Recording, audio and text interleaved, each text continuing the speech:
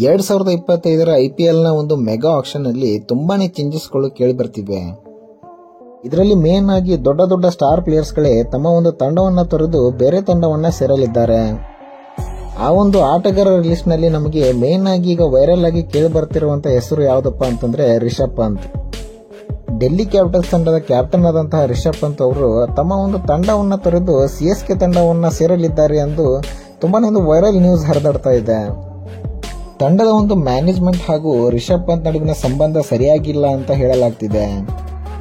ಈ ಒಂದು ಕಾರಣಕ್ಕೆ ಈಗ ಡೆಲ್ಲಿ ಕ್ಯಾಪಿಟಲ್ಸ್ ತಂಡ ಅವರನ್ನು ಒಂದು ತಂಡದಿಂದ ತೆಗೆದುಹಾಕಲು ನಿರ್ಧರಿಸಿದೆ.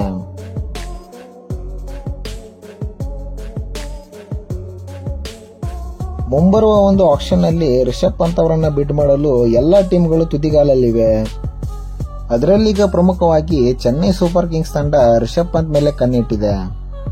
ಯಾಕೆಂದ್ರೆ ಮುಂದಿನ ಒಂದು ವರ್ಷದಲ್ಲಿ ಮಹೇಂದ್ರ ಸಿಂಗ್ ಧೋನಿ ಅವರು ಚೆನ್ನೈ ಸೂಪರ್ ಕಿಂಗ್ಸ್ ತಂಡವನ್ನ ತೊರೆಯಲಿದ್ದಾರೆ.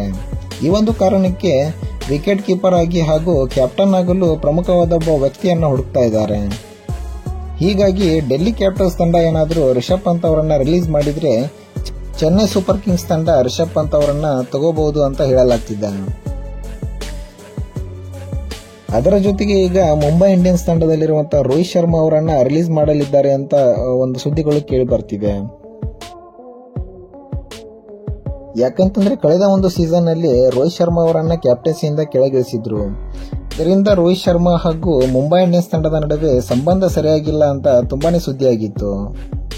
ಹೀಗಾಗಿ ಮುಂಬೈ ಇಂಡಿಯನ್ಸ್ ತಂಡ ಸೂರ್ಯಕುಮಾರ್ ಯಾದವ್ ಅವರನ್ನ ರಿಟೈನ್ ಮಾಡಿ ರೋಹಿತ್ ಶರ್ಮಾ ಅವರನ್ನ ರಿಲೀಸ್ ಮಾಡಬಹುದು ಅಂತ ಸುದ್ದಿ ಆಗ್ತಿದೆ. ಸೊ ರೋಹಿತ್ ಶರ್ಮಾ ಅವರ ಮೇಲೆ ಕೂಡ ಎಲ್ಲ ಒಂದು ಟೀಮ್ಗಳು ಕಣ್ಣಿಟ್ಟಿವೆ. ಯಾಕಂತಂದ್ರೆ ಇವರು ಟೀಮ್ ಇಂಡಿಯಾದ ಒಬ್ಬ ಕ್ಯಾಪ್ಟನ್ ಕೂಡ ಆಗಿದ್ರು. ಸೊ ಅಪಾರವಾದ ಅನುಭವವನ್ನು ಹೊಂದಿರುವಂತ ರೋಹಿತ್ ಶರ್ಮಾ ಅವರಿಗೆ ಅತ್ಯಂತ ಒಂದು ದೊಡ್ಡ ಮಟ್ಟದ ಬಿಡ್ ಆಗಲಿದೆ ಅಂತ ಹೇಳಬಹುದು.